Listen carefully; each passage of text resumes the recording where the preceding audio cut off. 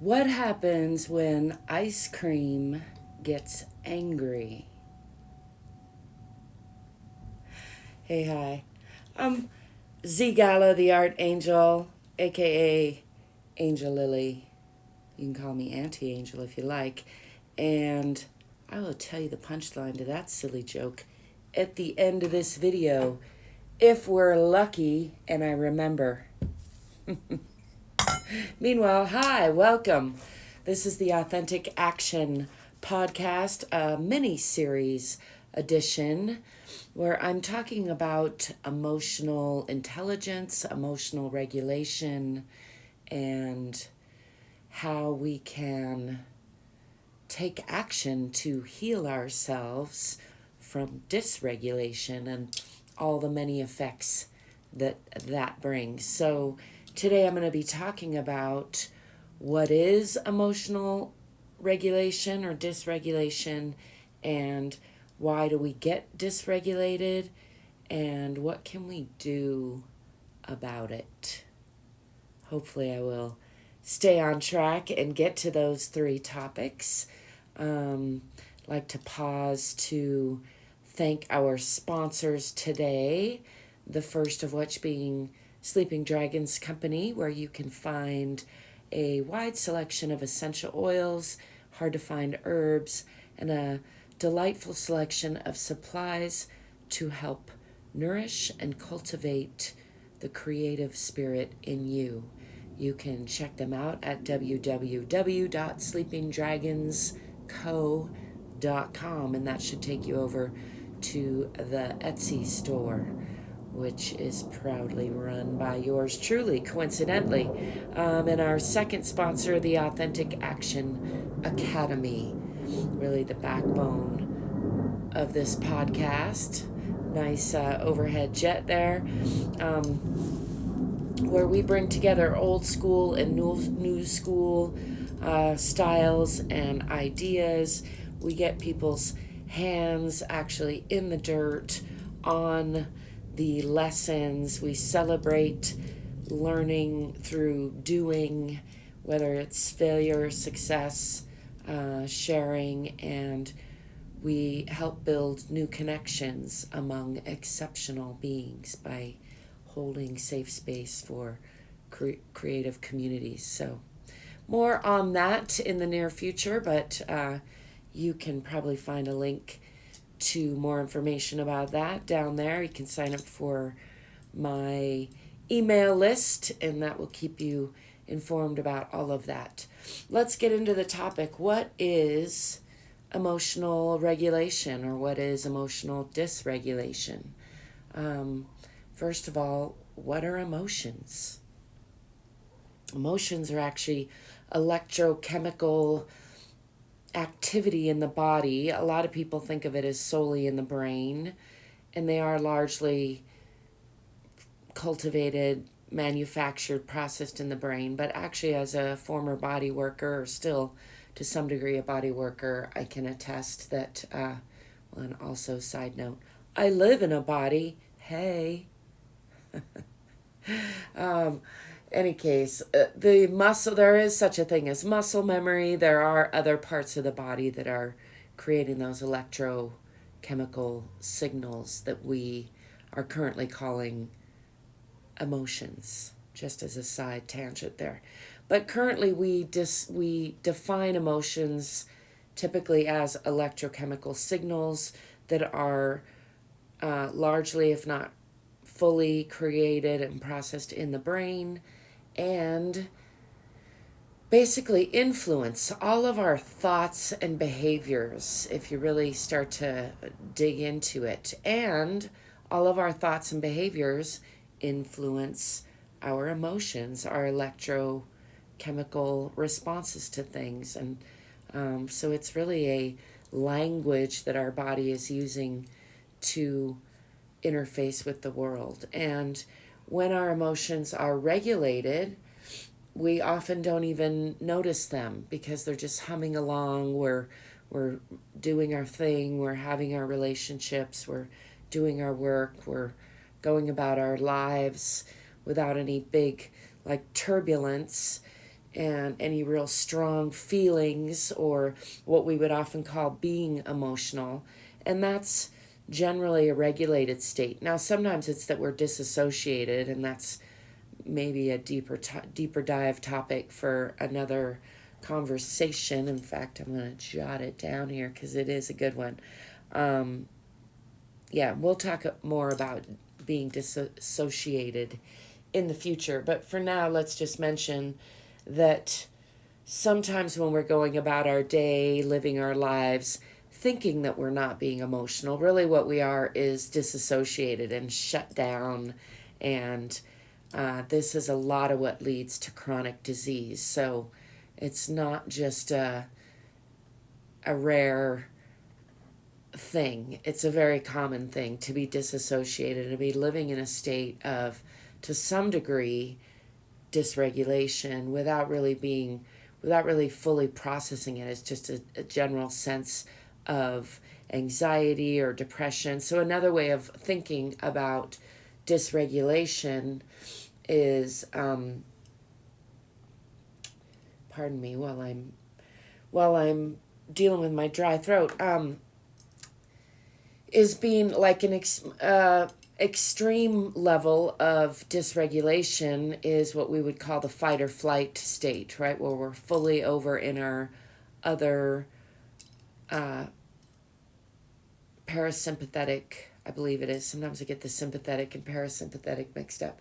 But anyway, where part of our nervous system shuts down, and the part that's in charge of getting us out of danger or dealing with an emergency situation takes over, and it shuts down our capacity to think well, and instead allows us to move quickly.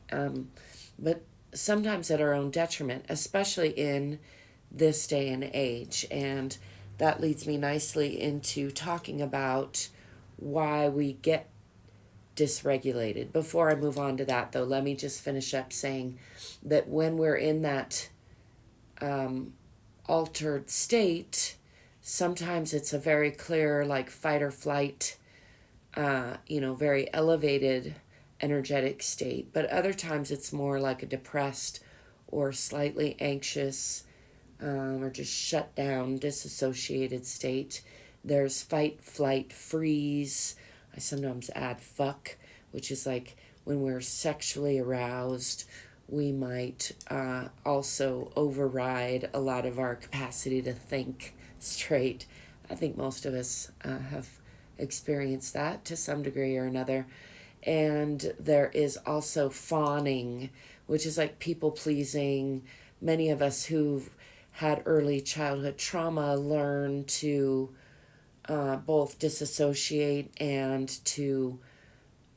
train ourselves to another person's needs and prioritize those over our own, so that as long as we feel like we're caring for another or fawning over them or making someone else's needs our priority over our own, then we don't have to look at our own needs, basically, and we're not facing our own emotions. So, pardon me again.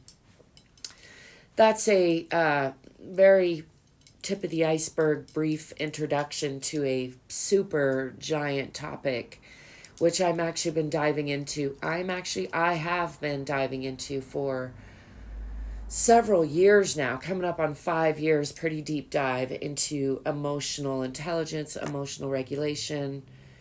And now I want to mention, like, I've gone through other iterations of it as well. But in any case, working on a book, upcoming book, The Shift, Own Your Emotions, Own Your Life is the working title and subtitle, and really where I go deeper into a lot of these ideas. But just to touch on the topic, hopefully that gives you an idea. And if you have any questions, do put those in the comments section, and I will try to answer them as best I can.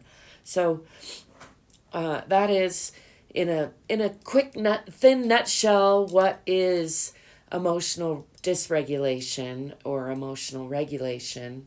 And let's dive more into why we get dysregulated, and then we'll talk about what we can do about it. So why we get dysregulated is because we're human. That is part of it. Overarchingly, I want you to understand, us all to understand, that it's just normal. It doesn't mean there's something wrong with us, doesn't mean there's something wrong with you or me when we get dysregulated. The trick is to learn how to re-regulate ourselves, to learn the skills that we need to bring ourselves back into a regulated state. And it's like saying, why does a person get unfit? Well, it's our modern society. There's so many things stacked against us when it comes to being fit mentally, physically, emotionally.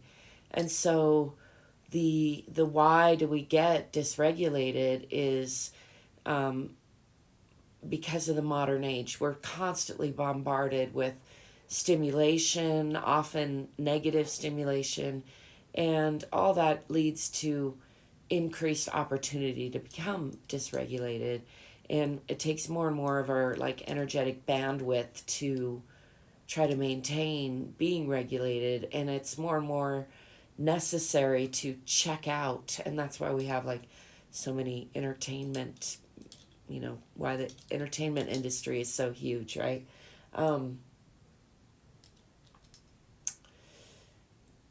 But also, if you look at nature, it's natural for any animal to become dysregulated sometimes. Things in life happen that are upsetting, that can throw us off course. If we're alive, we're gonna sometimes get surprised, thrown off course, have a bad day, not get enough sleep, have somebody die, have something unexpected happen. There are so many ways that life throws things at us that are gonna knock us off our regulated path and course. And in many ways, our emotions are there to help bring our attention to when something needs attention.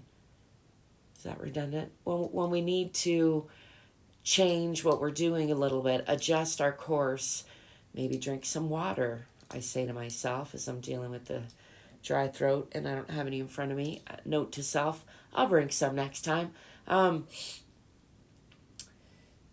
When we start to have what I call feelings, which is when we become aware of our emotions, they get our attention because something is feeling discordant or turbulent or maybe not quite right, or maybe just getting our attention, which is really right on some level, right? It's saying something needs your attention. So, hey, pay attention. And so the reason we get dysregulated is it's natural. Our modern age presents us with more than ample opportunity for what might seem like more than enough, and many times I've argued that and may again. And also it's natural. Any mammal with the type of nervous system that we have is going to, even take away the modern age piece, just in life have some things that are dysregulating.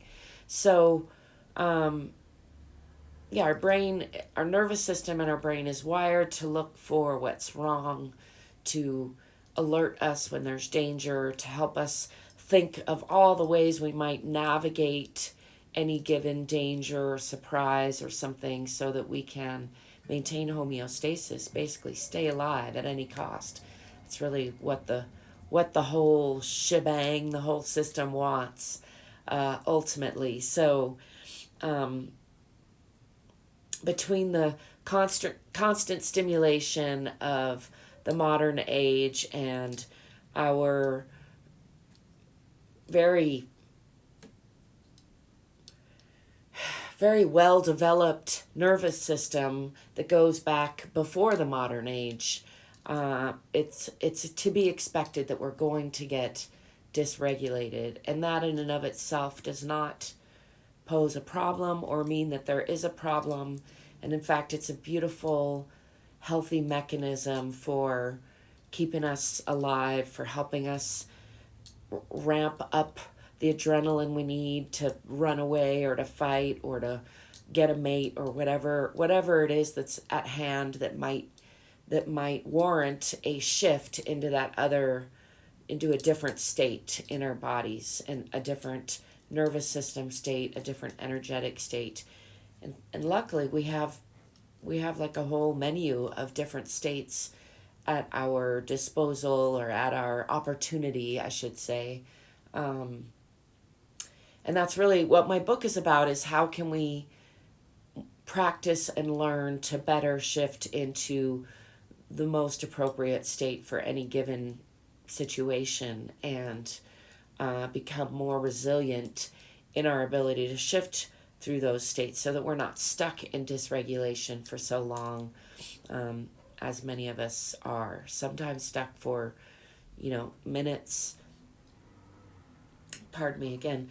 They say that I think an emotion lasts like anywhere from less than a second to about 6 seconds. I've heard it say like 17 seconds, but in any case, a very short amount of time. And then we start to add to that with our thought processes. And it's really our thought processes that then reinforce these loops and create more of the same chemicals, or even cascades of more intense electromagnetic chemicals and electromagnetic impulses, electrochemistry broadly called. So we're often, usually unconsciously, through our thoughts and beliefs, reinforcing certain impulses, certain reactions. More often than not, I would say we're doing this in less than optimal ways, sometimes very detrimental ways. This is where it becomes a problem. So it's not a problem that we become dysregulated, and it's just natural, and it's to be expected, and as long as we're alive, we're not going to get out of that part. But staying stuck there, responding to that in a very unhealthy way, where we hurt ourselves or others, or we go down a loop of making that worse by reinforcing it or by escalating it, that's where we run into problems. So this is where, ask me how I know. I know because I've been there and done that. I have definitely escalated many of my problems in life and made them more intense, made them more complicated, taken a little tangle and made it a huge, balled up mess of tangled up threads and strings, before realizing like, oh, this is my life, and nobody else is going to care and more than I, nor should they, and no one else really can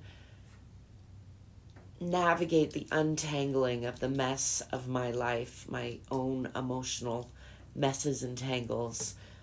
Each of us has to do that for ourselves. So again, what my book, upcoming book, The Shift, is about is a compilation of tools that I've found that have helped me, and tools that have helped other people.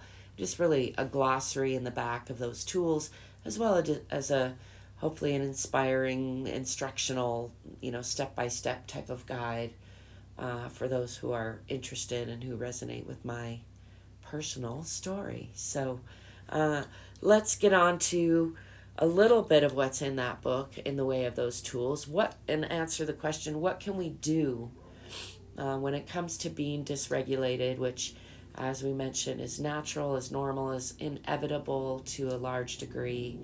What can we do? Well, as I mentioned, we can try to use it as a tool to recognize that something needs adjusting, and rather than making it more intense and becoming more dysregulated, we can use it as a signal, as a trigger to check ourselves, see what needs adjusting, and get back to being regulated. And that's what I try to do, and what I'm encouraging in my book.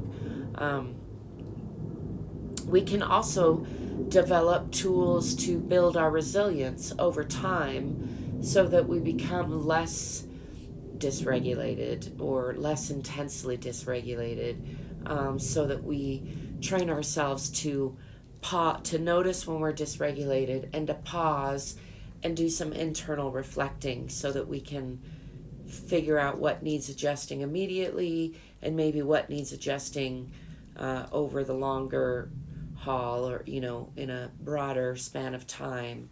And I also like to do what I call zooming in and out, where I really try to reflect on the immediate situation and how can I apply that to the more broad scope of my life. I'm not encouraging any of us to get like too far ahead of ourselves out into the future, or certainly not into the past. And also I do think that as I've learned to reframe my own life, to change my own mindset, it's clear that sometimes it is worth going back over our past stories, especially if they're coming up a lot, and basically rewrite them, not in an untrue way, but in an updated way that's from your more current perspective, where you've updated your skill set and your perspective, so that you can look at the same set of circumstances and see it more broadly, from a more mature perspective, and then tell the story with different words from a different perspective, basically. So I have found that valuable in my own trauma healing journey. So I mention it there as one of the tools that we can do. So in my book, The Shift, I have my tools broken down into 3 main broad categories: red, yellow, and green light categories, I call them.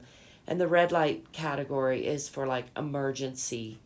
I like to say, in case of emergency, do not break glass. It's a little punnery for you. But I think a lot of times when we're in that fight or flight state of being dysregulated, and we think that it's an emergency, or our body is behaving as if it is an emergency, well, for one, it's important to check, is it an emergency? And if it is, we usually don't have to check for long. That's the whole reason that fight or flight system is in place.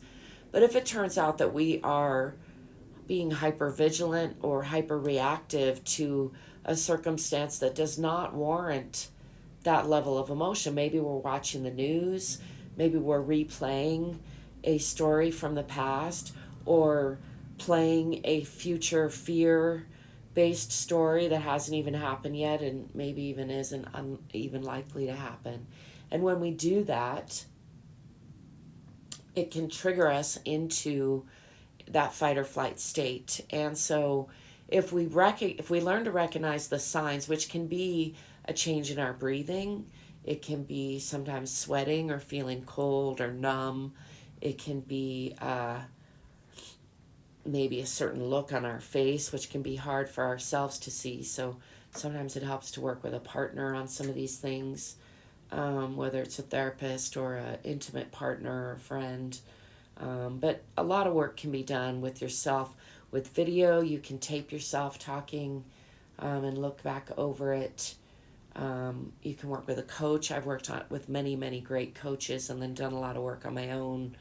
Anyway, I like to keep that wide open. That's, again, part of what I'm working on in my book, is to say there's not one way. You don't have to follow any particular one way of healing yourself. There are many, many, many myriads of ways, probably as many ways as there are individuals with individual stories. So I encourage you to look for the way that works for you. And if you don't find it the first time you look, then try something else, try something new. And not only keep trying different things, but also give something you're trying a little while, because everything is uncomfortable at first when it's new, just by being new. So I think we sometimes forget that when we first try something, we go like, oh no, I don't like it. It's uncomfortable. I don't feel good when I'm doing it. And so then we write it off, when the truth is that just about anything when it's new is going to feel that way at first. So if you give it 3 to 6 tries, weeks, whatever is appropriate, to really feel like you've given it time to become less unfamiliar, and then decide if you like it or it's working for you or not.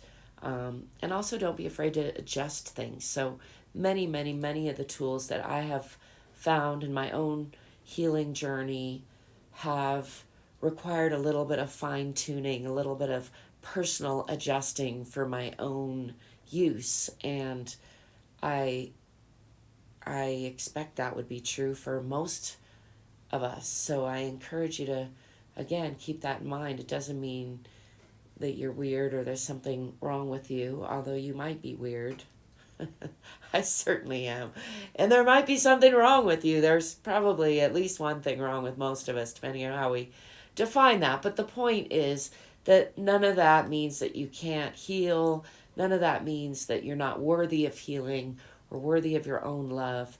And none of it means that you are unreachable or, beyond help. I think many of us are led to believe that that's true somehow, instead of understanding that it's normal to be going through the challenges that you're going through, that you're not alone in whatever challenges you're going through. So, as I mentioned in my book, I've broken down these tools into red light, yellow light, and green light tools. The yellow light is kind of just a broad sort of air quote gray area, except for I call it yellow. The point being, like, the red light is like stop right away and fix things. The yellow light is kind of tools that could work either, like questioning, like reflecting, like pausing, like paying attention to your breath. Those are all tools that I use for red light, for emergency situations, and as what I call green light tools for building long-term resilience rather, for lowering my resistance to, or my tendency to be resistant to my own emotions and to my own reality, and instead raising my capacity, like expanding my bandwidth in my ability to be able to handle various emotions, various situations without becoming dysregulated, or to be able to recognize when I'm starting to become dysregulated, put boundaries in place, and take care of whatever needs taking care of so that I bring myself back into a regulated state. And those green light tools also include things like journaling daily, like taking my walks daily, like exercising, meditating, breathing, having healthy relationships with myself and others, really working on my own mindset, my own self-talk, hiring coaches to help me.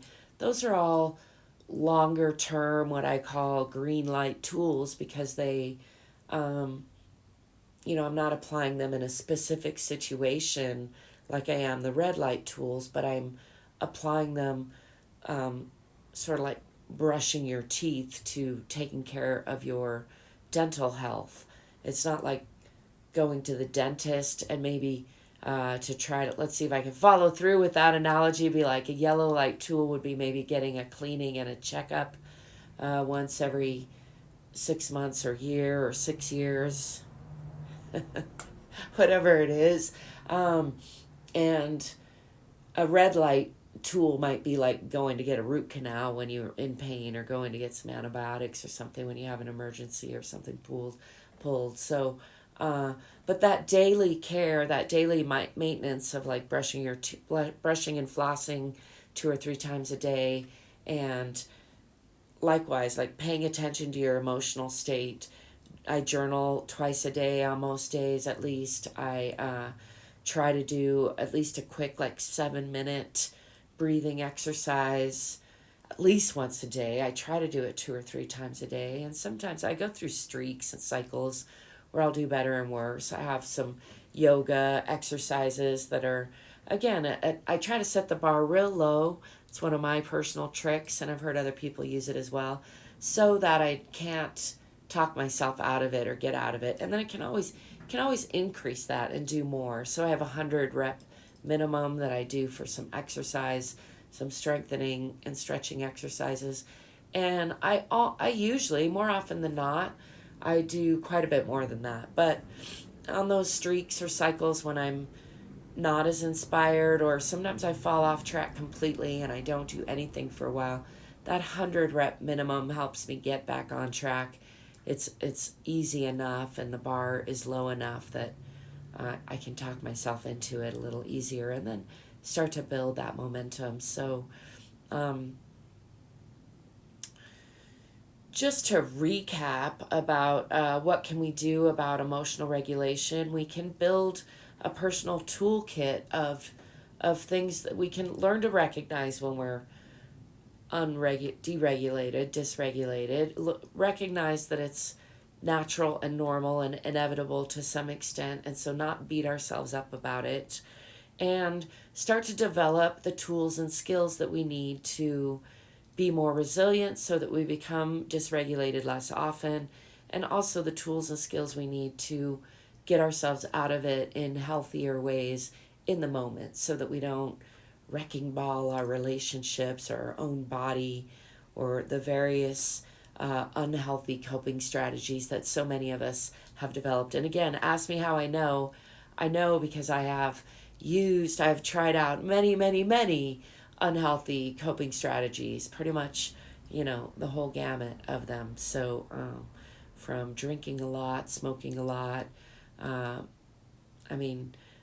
still I can't claim, like, there's still some that that I still haven't given up on, like, comfort food, staying up late playing music with my friends sometimes. But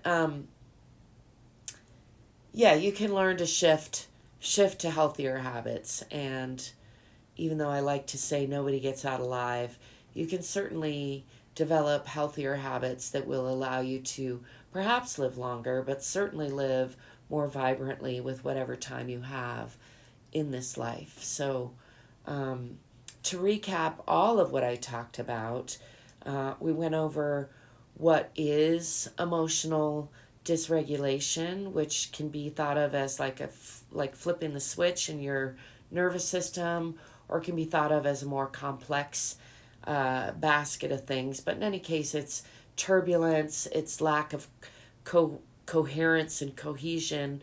And the bottom line is, when you're dysregulated, you're not thinking straight. You're not at your best as far as decision making and navigating relationships and all those nuances of life. So that is why it is a good idea to develop these skills of recognizing dysregulation and getting back to a regulated state, and also cultivating more resilience in yourself, more emotional intelligence, and more emotional mastery and resilience and strength, I would say.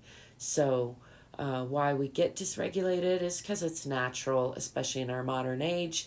And what can we do about it? Well, my book, The Shift, my upcoming book, has a whole glossary of tools, but also there are many. You can find them just about anywhere. Find what works for you. Strongly encourage you to just find what works. Ask around. If you see somebody you think seems happy, ask them what they're doing regularly. Just like if you saw somebody with nice teeth, and you might ask them what they're doing. If you see somebody who seems emotionally calm and relaxed and well regulated, ask them if they have a practice that they do regularly, and see what you can learn from, just asking and learning or listening. And then also try some things out. And I will say that the number one thing that I have found for myself, and that I've heard other people come back to again and again, that's free and easy and accessible to all of us anytime, anywhere, is breathing exercises. There are many, but just a simple counting your breath in and making it even with your breath out and counting it can be a wonderful regulating process. Pardon me. And then, of course, trying to lengthen that. So I found when I'm feeling dysregulated, even if I don't think I'm dysregulated and I'm just having, thoughts that are turbulent in my mind, if I realize that and I focus in on the breath and I start counting, it might be only like a breath of 3 or 4 count at first, and then I can usually lengthen that to 6 and eventually 8 and sometimes even 10 or 12. Long breath in, long breath out, nice and relaxed, and just clearing the clutter, clearing the overthinking, bringing the system back into that coherent state so that you can be regulated, so that you can think then about what actually needs to be done, clue in what your body's trying to tell you. Are you hungry or thirsty? Do you need more sleep? Do you need to take a walk? Do you need to, push the pause on the conversation that you're having, either with yourself or with someone else? Do you need to change your daily habits? Is this happening often enough that it needs your attention? All those are good questions to ask. So, hey, don't forget to subscribe to this channel or this podcast, depending on where you're listening or watching. Don't forget to check out our sponsors, the Authentic Action Academy and Sleeping Dragons Company. Thank you for stopping by. Don't forget to stay curious and courageous. And what happens when ice cream gets angry? Is that really the joke I started with? I can't even remember that far back. What happens when ice cream gets angry? It melts down. But I know, that's silly. But what am I good for if not a silly joke now and again? I do wish you a beautiful, fantastic day. I hope you're remembering to love yourself because you're worthy of your own unconditional love. I encourage you to take some positive action today. Ask yourself, what would your future self, your self tomorrow, be grateful for to yourself today if you did that thing today? It might be doing a thing or not doing a thing. Maybe it's putting that cookie down. Maybe it's touching your toes. Maybe it's just taking a nice deep breath and letting some stuff go. Whatever it is. I thank you for being you. I thank you for letting me be me. Until next time, peace.